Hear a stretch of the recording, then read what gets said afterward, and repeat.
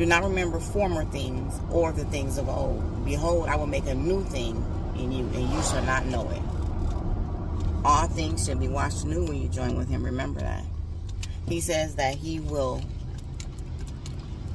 make a road in the wilderness for you, a river in the desert.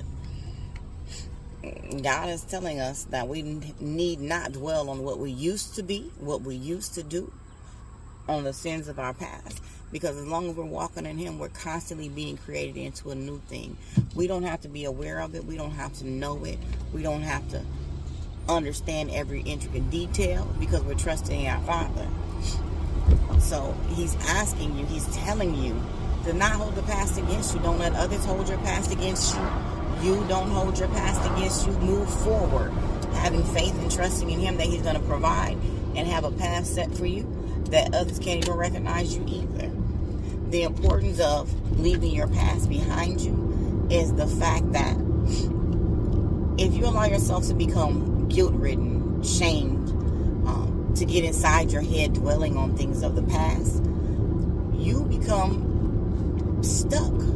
You can't move forward if you're stuck where you're at. People say, oh, if you don't know your past, you're going to repeat those same mistakes. I agree with that to a certain degree. It doesn't mean dwell on your past. The Lord himself tells you not to dwell on it.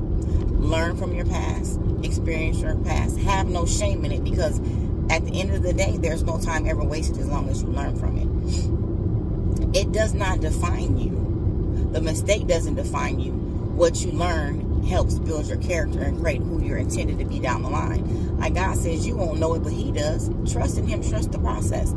If someone is holding your past against you, if someone won't let you escape what you used to be, what you used to do, you are new in him. You know what? Leave them in the past. Let them be. Because the Bible says to forge forward and to leave old things behind you. He tells you that you shouldn't dwell on them. Dwell on something is things that we often do, especially in our culture. We worry, we stress, we run it through our mind over and over again. We think about what happened, what we should have done, why we did it, who it hurt, how it affected us. And oftentimes, and I'm speaking from a woman's point of view, when we get older, we think about the things that we did when we were younger, and we let them define us to the point in where we don't feel we deserve respect. We don't feel we deserve love. We don't feel we deserve consideration. And men do the same thing with the things that they do. I'm not saying that they don't. But a lot more things are acceptable for men in this culture than are for women, so it doesn't shame them as much.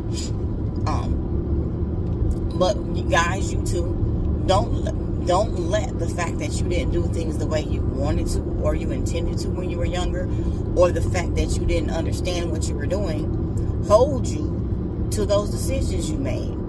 Everyone makes mistakes. The word says a just man falleth 7 times yet still gets up.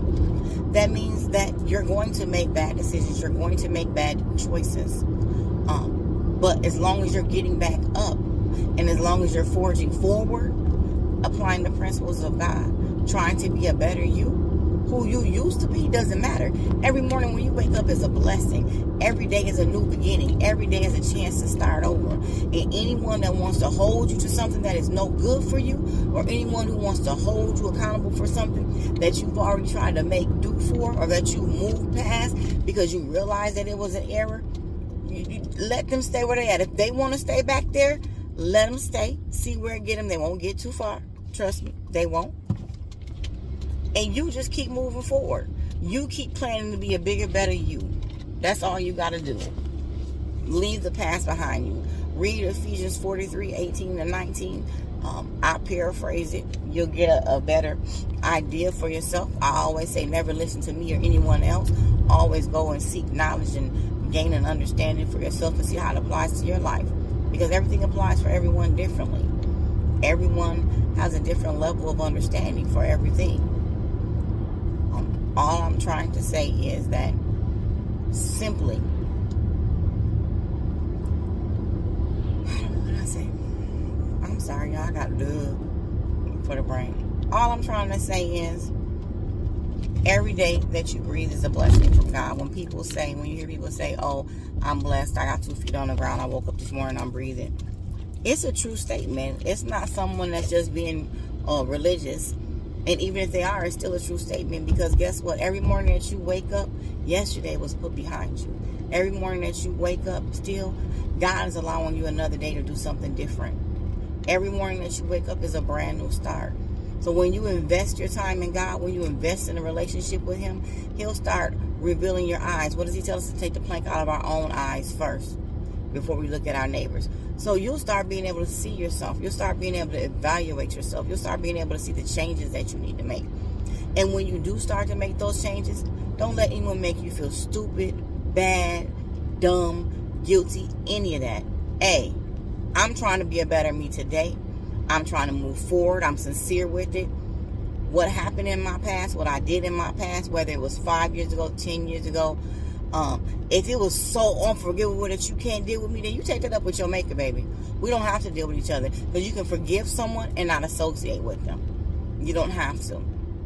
But if you choose not to, and you choose to hold that grudge, you can hold on to that old idea of me. Me, I'm going to hold on to the new idea of me. The idea of me that only God knows, that I can't even see, because I'm going to have faith that He's going to pull me through it, into it. I hope that you guys have a blessed day. And thank you for joining me at Journey of the Word Ministries, home of every name known to God, where we nurture relationship, not religion, and all are welcome. And I hope that the rest of your week goes off pretty good. May you remember, everybody makes mistakes. You can always fix them. You can always learn from them. And nothing can define you but you. Have a good day.